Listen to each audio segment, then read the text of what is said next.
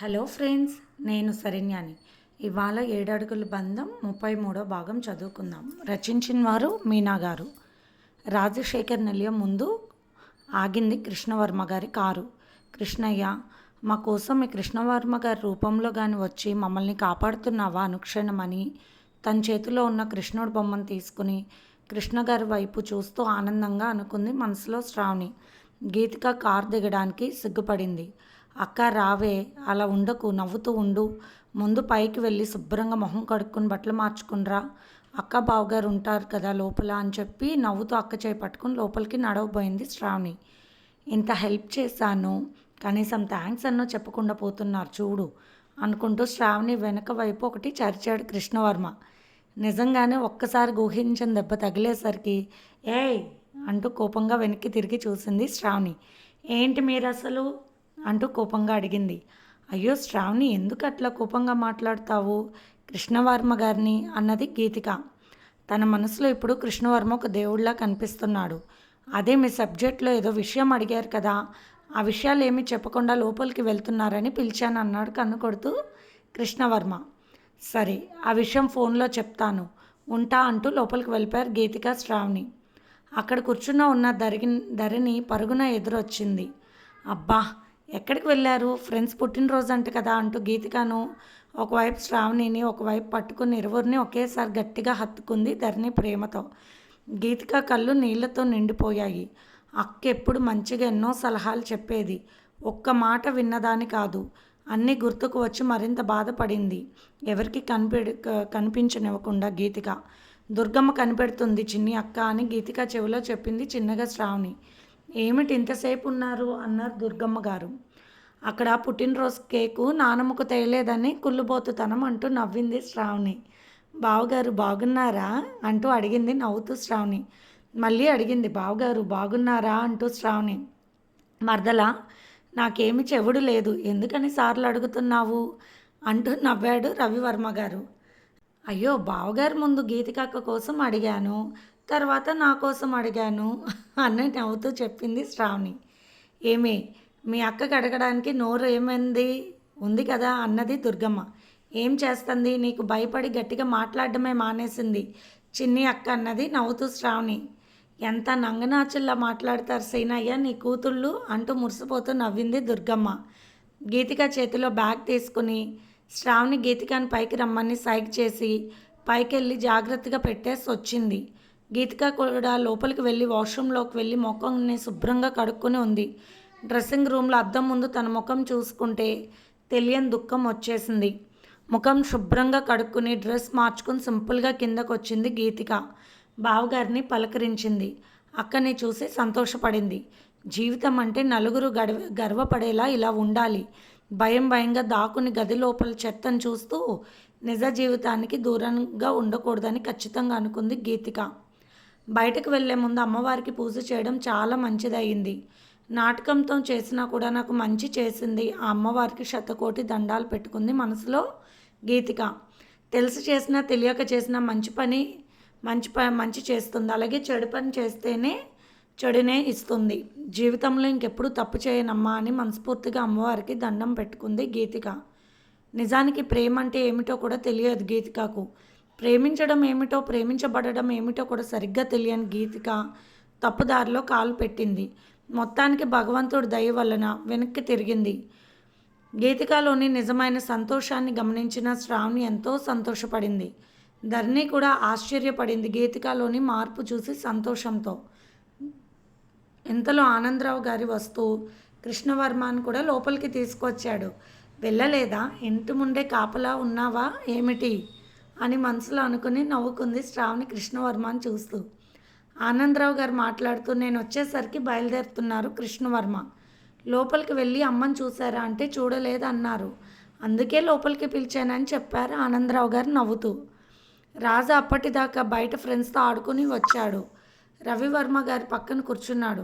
కృష్ణ, నన్ను చూడకుండా ఎలా వెళ్ళిపోయావయ్యా నువ్వు అన్నది దుర్గమ్మ బాధగా. లేదమ్మా అమ్మగారు, నాకు పని ఉంది, అందువల్లే మళ్ళీ వద్దామనుకున్నాను అంటున్న కృష్ణవర్మ గారి వైపు రవివర్మ అలాగే చూశాడు. ఆసక్తిగా కనబడుతున్నాడు. ఇంటి పట్ల, పైగా అమ్మమ్మ గారు అంటున్నాడు, ఏదో ఉందిలే అని నవ్వుకున్నారు. తీరా చూస్తే శ్రావణి, కృష్ణవర్మ ఒకరినొకరు చూసుకోవడం వెంటనే గమనించారు రవివర్మ గారు. ప్రేమ విలువ తెలిసిన మనిషికి ప్రేమించుకునే వారి మనసు ఊరికే తెలిసిపోతుంది. ఏమిటో కృష్ణవర్మ గారి ఇంటి బంధువులాగా ప్రతి ముఖ్యమైన విషయంలోనూ కనపడుతున్నారు నాకైనా అంటూ నవ్వారు రవివర్మ గారు తెలివిగా. ముఖ్యమైన వారే మా ఇంట్లో ఒక నెంబర్ కూడా అయిపోతాడంటూ నవ్వారు దుర్గమ్మ గారు. దుర్గమ్మ గారి వైపు చూసి చాలా సంతోషంగా నవ్వుతున్న కృష్ణవర్మను చూసి నవ్వాడు రవివర్మ. ఆనందరావు గారు మాట్లాడుతూ, ఏముందండి, రోజులు బాగుంటే మాకు చిన్నల్లుడు కూడా అయిపోవచ్చు అంటూ నవ్వారు ఆనందరావు గారు. సందర్భం కాకపోయినా మాట్లాడిన మాటల్లో అర్థం తెలుసుకుని ఇష్టంగానే నవ్వారు శ్రీనివాసరావు గారు కూడా. దేవిక గారికి అయితే చాలా ఇష్టం. ధరణి, గీతిక ఇద్దరు శ్రావణి చెరో ఒక చెవు పట్టుకొని, అమ్మో నువ్వు సామాన్యురాలైన దానివి కాదు అంటూ నవ్వేశారు. దుర్గమ్మ గారు ముచ్చటగా నవ్వుకున్నారు మనోరాలు ముగ్గురిని చూసి. గీతిక ముఖంలో పెళ్లి కుదిరాక ఎంతో సంతోషం కనబడుతుంది. ఎప్పుడు ఇలాగే ఉండాలి అనుకున్నారు మనసులో మనస్ఫూర్తిగా. దేవిక గారు, శ్రీనివాసరావు గారు అందరూ సంతోషంగా ఉన్నారు. నిజంగా కూతుర్లకు మంచి సంబంధాలు కుదిరినప్పుడు ఆ సంతోషాన్ని దేనితోనూ పోల్చుకోలేము. అంత విలువైన విషయం అది. ప్రతి ఆడపిల్ల సంతోషంగా ఉంటేనే అత్తవారింట్లో ఆ పిల్ల తండ్రులు సంతోషంగా ఉంటారు. ఇక లాయర్ విశ్వనాథ్ గారి గురించి మాట్లాడుకున్నారు అందరూ. చాలా మంచి సంబంధం మావయ్య గారు అని నవ్వుతూ చెప్పాడు రవివర్మ. వాళ్ళ పెద్దబ్బాయి నా క్లాస్మేట్ అని కూడా చెప్పాడు. బాధరా బంధులు ఏమీ ఉండవు, అందరూ ఎడ్యుకేటెడ్ ఫ్యామిలీ, పైగా అర్థం చేసుకునే మనుషులు, ఇంకేం కావాలి అన్నారు రవివర్మ గారు. ఏమోలే, దేవుడి దయ వల్ల గీతికకు మంచి సంబంధం కుదిరిపోయింది. చూడండి ఫోటోలు పంపించారంటూ ఇచ్చారు ఆనందరావు గారు. అబ్బాయి చాలా బాగున్నాడు అన్నారు కృష్ణవర్మ గారు. మొత్తానికి అల్లులు చాలా బాగున్నారు మా శ్రీనుకి అంటూ రవివర్మ గారి వైపు, దేవా ఫోటో వైపు, కృష్ణవర్మ గారి వైపు చూసి కావాలని తల ఊపుతూ ఉన్నారు దుర్గమ్మ గారు. తల భలే విచిత్రంగా ఊపుతారు దుర్గమ్మ గారు. సంతోషాన్ని తెలియచేస్తున్నప్పుడు అలా చూస్తుంటే అందరికీ ఆనందం కలుగుతుంది. కృష్ణవర్మ దుర్గమ్మ గారిని పరీక్షించి అన్ని విషయాల్లో పర్ఫెక్ట్గా ఉంది మీ ఆరోగ్యం అని నవ్వుతూ చెప్పేశారు. అందరితో మాట్లాడుతూనే sugar test, BP test, fever అన్నీ చూసేశారు కృష్ణవర్మ గారు.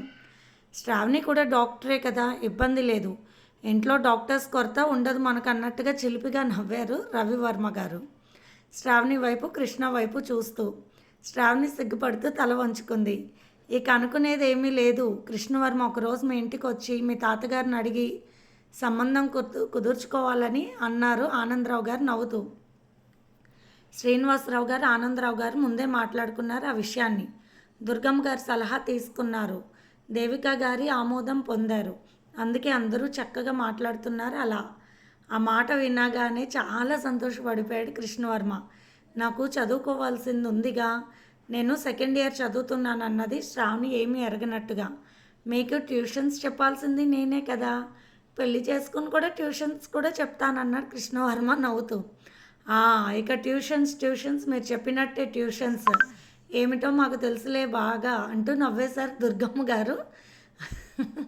అందరూ నవ్వేశారు అప్పుడు. ఏంటి నానమ్మ నువ్వు మరీను అన్నది శ్రావణి బొంగమూత పెట్టుకుని. ధరణి ఆశ్చర్యంగా చూస్తూ ఉంది శ్రావణి వైపు. మంచి నిర్ణయం తీసుకుంది, చాలా మంచివారు కృష్ణవర్మ గారు. అలా చూస్తేనే తెలిసిపోతుంది ఒక్కొక్కరి గురించి. ఫ్రాంక్లీగా ఉంటాయి ఆ చూపులు, మాటలు. అలాంటి వారితో అస్సలు ఇబ్బంది ఉండదు. మొత్తానికి డాడీ వాళ్ళకు ఏ ఇబ్బందులు ఉండవు, ఇలా జరిగితే అని ఆనందపడిపోయింది ధరణి. గీతిక కూడా నవ్వుకుంది. నిజమే, శ్రావణి కృష్ణవర్మ గారి మధ్య స్నేహం, ప్రేమ లేకపోతే నా బ్రతుకు ఏమైపోయేది రోజు అనుకుంది గీతిక. పిల్లలకు పిండి వంటలన్నీ పెట్టండి అన్నారు దుర్గమ్మ గారు.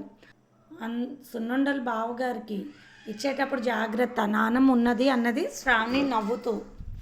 అందరూ నవ్వుతూ ఉన్నారు ఇంట్లో సంతోషంగా. రాజాకు కృష్ణవర్మ గారు కూడా చాలా బాగా నచ్చేశారు. అందరూ చాలా బాగా ఉన్నారు. ఒక్క బావగారు బిజినెస్ మ్యాగ్నెట్, మరొక బావగారు సాఫ్ట్వేర్ ఇంజనీర్, ఇంకొకరు డాక్టర్ గారు. నేను కూడా బాగా చదువుకోవాలి అనుకున్నాడు రాజా. అలా సంతోషంగా అందరికీ స్వీట్ హాట్ పెట్టి కాఫీలు, టీలు ఇచ్చారు. ధరణి, గీతిక, శ్రావణి అందరికీ. ఇంతలో పెళ్ళిళ్ళు పేరయ్య గారు వచ్చారు. అయ్యా, వారికి మీ సంబంధం బాగా నచ్చేసింది, లగ్నాలు వెంటనే పెట్టించాలంటే 15 రోజుల్లో మంచి ముహూర్తాలు ఉన్నాయి, మీకు ఇష్టమైతే అంటూ నవ్వాడు పెళ్ళిళ్ళ పేరయ్య.